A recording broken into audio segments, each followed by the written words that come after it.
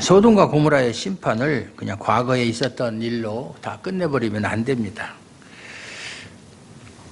그 역사학자 아놀드 토인비가 얘기한 것처럼 인간에게 있어서 가장 큰 비극은 역사로부터 아무런 교훈도 얻지 못한 것에 있다 그랬어요. 역사라고 하는 것은 그저 지나가고 끝나버린 것이 아니라 그것을 통해서 우리가 얻을 교훈들이 상당히 많이 있어요. 여기도 보면 유황과 불을 비같이 내려서 심판을 했다는 것은 소돔과 고모라가 유황과 불 속으로 던져졌다. 그리고 또 요한계시록 20장 10절에 보면 또 그들을 미혹하는 마귀가 불과 유황못에 던져지니 거기는 그 짐승과 거짓 선지자도 있어 세세토록 밤낮 괴로움을 받으리라. 이것을 보면 세상의 악을 심판하실 하나님의 거룩한 분노, 유황과 불을 의미하기도 해요. 그러므로 소돔과 고모라의 심판은 오늘 우리에게도 현재적 사건으로 자리 잡고 있다. 이미 지나간 수천 년 전에 지나간 일로 끝난 것이 아니라 현재적 사건으로 자리하고 있다라고 생각해야 된다 이 말이에요. 두 천사가 롯에게 심판에 대해 말하면서 돌아보거나 들에 머물지 말고 산으로 도망하여 멸망함을 면하라고 그렇게 이야기를 했어요. 뒤를 돌아보지 말라는 것은 심판을 받는 소돔과 고모라에 대한 미련과 아쉬움을 두지 말라. 뒤를 돌아다보는 것은 이제 곧 멸망당할 소돔과 고모라에 대한 미련과 아쉬움을 갖지 말라. 손에 쟁기를 잡고 뒤를 돌아다보는 자는 내게 합당치 않다. 예수님이 말씀하셨어요. 뒤를 돌아다본다는 것은 자꾸 과거에 대한 집착, 미련, 아쉬움. 그것 때문에 앞으로 나가는데 상당히 지장이 있다. 그 말이죠. 쟁기, 여러분 쟁기 알죠? 소가 끄는 쟁기. 밭을 갈 때, 논을 갈 때. 그거 보고서 뒤를 돌아다보면 밭을 갈 수가 없어요. 소가 어디로 가는지 알 수가 없어요. 이 말씀대로 롯의 아내는 뒤를 돌아봄으로 소금 기둥이 되었어요. 참 모든 것이 하나님의 말씀에 따라 한치의 오차도 없이 시행되었다. 그러므로 세상을 향한 하나님의 심판에 대해서도 우리가 무시하거나 가볍게 생각할 수 없다. 왜냐하면 하나님이 뒤를 돌아다보지 말라 그랬는데 뒤를 돌아봤기 때문에 롯의 처는 소금 기둥이 되었다. 하나님이 말씀하신 것은 반드시 그대로 다 시행된다. 그걸 아셔야 돼요. 그런데도 불구하고 롯의 아내가 소금 기둥이 되었다? 거기에 대해서는 뭔가 개운치 않아요. 롯의 아내가 크게 악한 행동을 한 것이 아니고 단지 뒤만 돌아다봤을 뿐인데 소금 기둥이 되게 하셨다. 이것이 하나님의 은혜와 사랑과는 맞지 않는다. 이렇게 생각한다 이 말이죠. 사실 뒤에 나오지만은 이 30절 이하에 나오지만은 이들이 이제 소알로 갔다가 결국 나중에 산으로 도망가거든요. 소알로 갔다가. 근데 거기에서 구원받은 그 소돔 롯과 두 딸이 롯의 아내에 비해서 크게 나은 사람이다라고 할 수 없어요. 롯이 원해서 소알로 갔으면서도 다시 소알에 거주하는 것을 두려워하여 애당초 천사가 말한 것처럼 산으로 올라갔어요. 처음부터 산으로 올라가라고 그랬는데 산으로 가긴 너무 멀다. 작은 성 소알로 가겠다. 그랬으면 소알로 가서 거기서 살아야 되는데 결국 다시 산으로 갔어요. 그리고 롯의 두 딸이 우리가 잘 아는 대로 후손을 이어가기 위해서 아버지에게 술을 먹이고 차례를 동침하잖아요. 그래서 그것이 모압과 암몬 자손의 조상이 됐잖아요. 그런 거에 비하면 롯의 아내는 크게 잘못한 게 없다. 단순히 뒤를 돌아다본 것밖에 없다. 두 딸이나 자기 남편보다는 롯의 아내가 훨씬 더 도덕적으로 나은 사람이다. 이런 생각이 든다 이 말이죠. 그래서 성경을 보면서 이 이야기를 듣고 많은 사람들이 롯의 아내에 대해서 동정심을 갖는 것은 사실이다.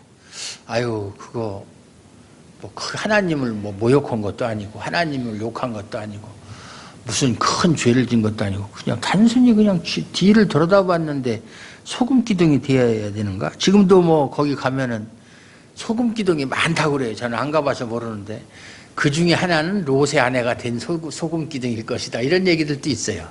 그거 찾는 사람도 있더라고요. 그거 찾아서 뭐 하려고 그러는지. 소금 기둥이니까 영원히 그것이 뭐 썩지도 않고 변하지도 않을 거 아니에요. 그거 갖다가 뭐 김장하려고 그러는데. 그 이유는 뭐예요? 롯의 아내가 소금 기둥이 되어야 할 정도로 큰 죄를 지었다고는 생각하지 않는다. 여러분도 그렇게 생각하잖아요. 또 한편으로는 또 뒤를 돌아보지 말라는 하나님의 말씀에 불순종한 당연한 결과다, 이렇게 이야기하는 사람도 있어요. 그러면서 말씀에 순종해야 된다라고 강조하기도 한다. 롯의 아내처럼 세상을 돌아보지 말고 천국만을 바라보면서 앞으로 달려가야 된다. 참 말은 좋죠, 말은. 하지만 과연 누가 세상을 돌아보지 않고 앞만 보고 달려가면서 살 수 있을까? 아까도 그 두 집사님들이 먼저 다니던 교회에서 저기도 못하는데, 율법을 지키지도 못하는데 자꾸 십계명 지켜야 된다, 율법 지켜야 된다, 자꾸 그래서 힘들었다, 그런 얘기를 하더라고요. 그렇게 살 수 있어요? 율법 지켜가면서? 우리는 매일같이 세상 돌아보면서 살아요. 이 걱정 저 걱정, 전기세 걱정, 수도세 걱정, 관리비 걱정, 애들 있는 집은 또 학교 학자금 걱정. 롯의 아내가 바로 우리들 자신이다. 따라서 우리가 소금 기둥이 되어야 할 존재들이다. 우리가 소금 기둥이 되었어야 되는 거예요. 롯의 아내가 소금 기둥이 된 이야기는 그 행동을 두고 죄가 크냐 작으냐 이거 가지고 저울질하며 판단할 수 있는 문제는 아니에요. 만약에 행동으로 죄의 경중을 따진다면 소돔과 고모라에서 빠져나올 자격이 있는 사람은 아무도 없어요. 아무리 작은 죄도 죄는 죄니까. 우리가 하늘나라에 갈 때는 죄가 티끌만한 죄라도 있으면 안 돼요. 그건 못 가는 거예요. 뭐 내 죄보단 내 죄가 가볍다, 그건 의미 없는 얘기예요. 성경에서 언급되는 소돔의 악함은 우리가 읽은 대로 두 천사와 관계하겠다, 그들을 내놓으라, 그런 거예요. 소돔의 성적 문란을 이야기하고 그것이 소돔의 악함이라면, 그것 때문에 소돔이 심판을 받았다면 그 당시 소돔만 심판을 받는 것은 불합리하다. 왜냐하면 소돔 외에 다른 족속들, 다른 성들도 다 하나님과 상관없이 악을 행하며 살았을 것이기 때문이다, 그 말이에요. 소돔 사람만 그랬느냐? 소돔 사람만 그렇게 악한 짓을 했느냐? 다른 데도 다 마찬가지다. 사람 사는 곳은 다 마찬가지다. 따라서 롯의 아내나 소돔과 고모라의 이야기는 바로 우리들 이야기가 된다. 우리들 이야기. 아니, 만약에 우리들 이야기가 아니고 몇천 년 전에 있었던 일로 끝난다면 이거 읽을 필요도 없고 이거 가지고 이야기할 필요도 없어요. 우리가 어떻게 심판의 자리에서 구출되어 의의 나라에 들어가게 되었는가, 그것을 알게 하시고 우리가 구출되어진 일에서 나를 붙들어 심판의 자리에서 이끌어내시고 구출하신 그분의 은혜와 사랑을 감사하고 찬송하는 자 되게 하시는 것이 본문의 의도다, 그 말이에요. 너희가 어떻게 해서 죄의 나라에서 의의 나라로 구출되었고, 너희를 누가 붙들어서 심판의 자리에서 구출해냈는가, 그 하나님의 은혜와 사랑을 깨닫고 감사하게 하고 찬송하는 자 되게 하기 위해서 이 본문을 기록했다, 그 말이에요. 그래서 신앙이 잘한다는 말을 많이 하죠. 아유, 저 집사님은 신앙이 잘하지 않는다. 신앙이 잘한다는 게 뭐예요? 매일매일 세상을 돌아보며 살다가, 그죠? 이틀에 한 번, 뭐 간헐적 단식하지. 제가 요새 간헐적 단식하거든요. 그래서 어제 저녁 6시에 밥 먹고 오늘 12시 넘어서 먹었으니까 몇 시간 만에 먹은 거예요? 한 18시간 이상 공복 상태로 있었네요. 그런 것처럼 이틀에 한 번 또는 일주일에 한 번꼴로 세상을 돌아보는 횟수가 줄어드는 그런 식의 자람이 아니고, 늘 세상을 돌아보며 세상에 대해 아쉬워하는 자신을 보면서 심판에서 구출하신 하나님의 은혜와 사랑이 얼마나 큰가를 깊이 알아가는 것을 신앙이 잘한다 그러는 거예요. 예. 신앙이 잘한다는 게 다른 의미가 아니에요. 하나님의 은혜와 사랑이 크다는 것을 알아갈수록 세상에 대한 아쉬움보다는 은혜와 사랑으로 누리는 복이 더 크다는 것을 알게 되는 것이 신앙의 자람이라고 할 수 있다 그 말이에요.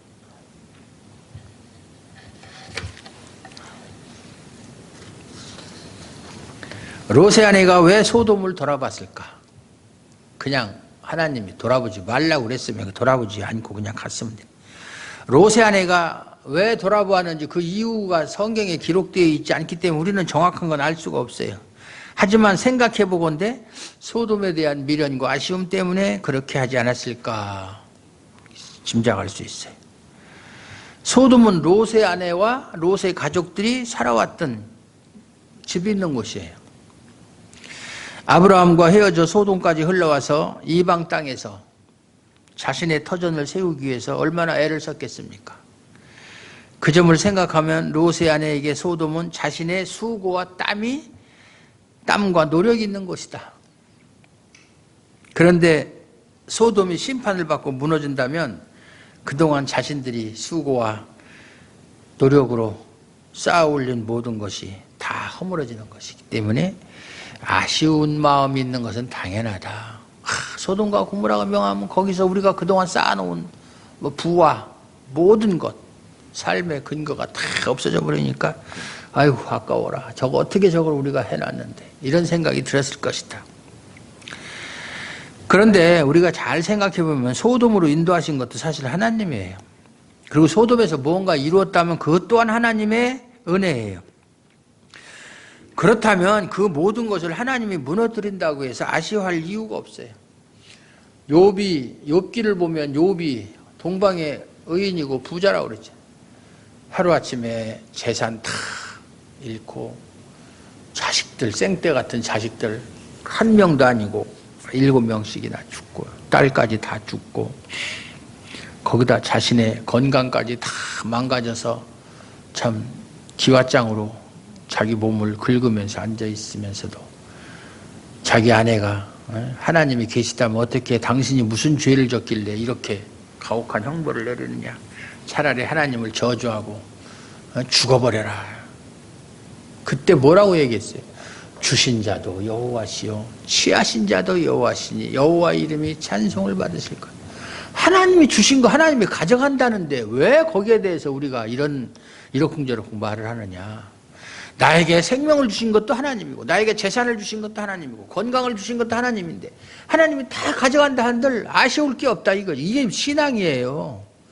그걸 내가 어떻게 한 건데 먹지도 못하고 입지도 못하고 애끼고 또 애껴서 이렇게 했는데 그래서 속담에 아끼면 무엇이 된다 그런 말이 있잖아요.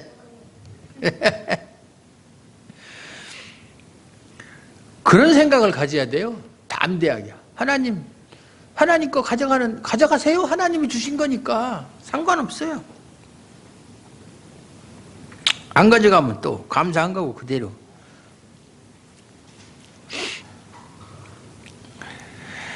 그래서 그런 의미에서 뒤를 돌아보지 말라고 한 것으로 이해할 수가 있다. 이러한 시각에서 이해한다면 결국 뒤를 돌아보는 것은 단순히 세상에 대해 아쉬워하는 것이 아니라 모든 것을 하나님의 은혜가 아닌 자신의 수고와 노력의 결과로 여기는 것이 되기에 심판받아 마땅하다 그 말이에요. 자기가 이룬 거라고 생각해요. 자기가 남보다 더 열심히 노력하고 더 열심히 수고하고 그렇게 해서 이루는 것을 잃게 되니까 아쉽다. 그 하나님이 주신 것이라는 생각은 안 하고 자기가 뭐 했다 이렇게 생각하는 거예요. 또 롯의 아내는 소금기둥이 되었어요.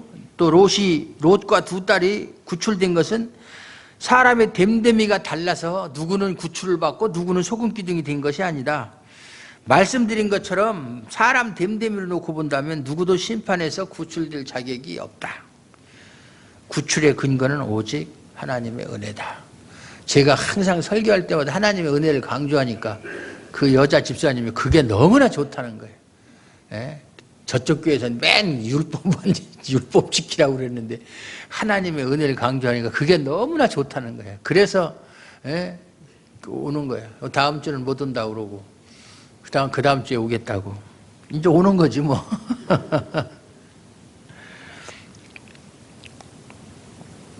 하나님의 구원에 있어서 분명한 원칙은 하나님의 은혜를 먼저 우리에게 입히시고 은혜를 입은 그들만 심판에서 건지신다. 이게 참 하나님 일하시는 방식이에요.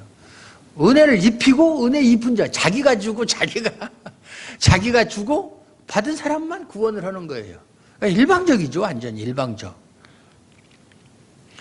그렇기 때문에 신자가 한시라도 놓칠 수 없는 것은 하나님의 은혜를 입었다. 나는 하나님의 은혜를 입은 사람이다. 이거예요. 하나님의 은혜가 오늘 나를 존재하게 한다는 이 생각이 우리의 심령에 믿음의 기둥으로 세워져 있어야 한다. 네, 이것이 가장 중요해요. 하나님의 은혜가 오늘 나를 존재하게 한다. 나의 나 된 것은 오직 하나님의 은혜로다. 사도 바울의 고백처럼. 네. 점심에 맛있는 밥을 먹는 것도, 그것을 먹고 소화시킬 수 있는 건강도, 꼭꼭 씹으면 다 집밥이야. 맛집이야. 꼭꼭 씹질 못해. 근데 다 이것이 하나님의 은혜다. 모든 것이 하나님의 은혜다. 죽는 것도 하나님의 은혜고, 하나님께서는 성도의 죽음도 귀하게 여기신다고 그랬으니까. 은혜로 마음이 모아지지 않으면 결국은 자신의 의와 수고와 열심으로 향하게 된다. 하나님의 은혜냐 아니면 자신의 수고와 노력과 자신의 공로냐, 이 둘 중에 하나예요. 그리고 인간의 것으로 자랑하고 비교하고 경쟁하는 사탄의 틀 속에서 로세아네가 뒤를 돌아다 보시지 항상 자신을 돌아보며 살아가는, 자신에게 있는 거, 이거 잃으면 안 되는데 하나님이 주셨다는 생각은 안 하고, 하지만 하나님은 이것을 용납하지 않으십니다. 용납하지 않으세요. 19절에서 롯은 주의 종이 주께 은혜를 입었고 주께서 큰 인자를 내게 베푸사 내 생명을 구원하시오나 내가 도망하여 산에까지 갈 수 없나이다. 두렵건대 재앙을 만나 죽을까 하나이다. 그렇게 이야기를 해요. 19절에 보면.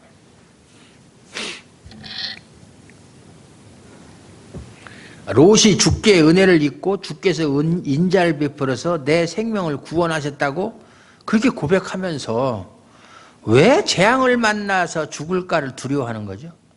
이게 앞뒤가 맞지 않는 얘기잖아요. 하나님께 은혜를 입고 인자를 나한테 베풀어서 내 생명을 구원하셨다고 고백하면 두려움이 없어야죠. 근데 왜 재앙을 만날 것을 두려워하느냐 이 말이에요. 재앙을 만나서 죽을까 두려워한다. 하나님이 은혜를 베풀고 인자를 베풀었는데 왜 죽을 걸 걱정해? 은혜와 인자하심을 자기 중심에서 생각하기 때문에 그래. 자기 중심에서. 하나님의 영광을 위해 은혜와 인자를 베푼 것으로 보지 않고, 항상 그랬죠. 하나님은 모든 일을 자기 중심적이고 자기 영광을 위해서 한다고. 롯을 구원한 것도 하나님의 영광을 위해서 구원한 거예요. 롯을 위해서 구원한 게 아니에요. 그래서 하나님의 영광을 위해서 롯에게 은혜와 인자를 베푼 것으로 생각하지 않고 단지 자신을 살리기 위한 것으로 바라보기 때문에 재앙을 만날 것을 걱정하게 되는 거예요. 아이고, 하나님이 나에게 은자를 살려주셨는데 가다가 재앙만, 자기 자신의 의지로 생각하니까 그런 거예요. 하나님이 자기 자신을 위해서 일하신다면 그런 일이 절대 안 일어나죠. 그렇죠? 네. 우리가 그런 식으로 자꾸 생각해요, 세상을. 지난주에도 우리 김 목사님이 하나님의 영광을 위해서 모든 일을 하신다고 그랬는데 그게 하나님이 일하시는 방식이에요. 그거는 우리가 죽을 때까지 잊어버리면 안 되는 거예요. 은혜를 입히시고 인자를 베푸신다면 그것은 나를 위한 것이 아니라 하나님의 이름의 영광을 위해서다. 그거 잊으시면 안 돼요. 하나님의 영광을 위해 우리를 끝까지 붙들어 인도하신다. 하나님 자신을 위하는 일에 방해받을 일이 뭐가 있어요? 못하실 일이 뭐가 있어요? 끝까지 우리를 붙들어 인도하신다. 이것이 우리의 믿음이 될 때 우리는 하나님만을 신뢰하게 된다 그 말씀이에요. 믿습니까?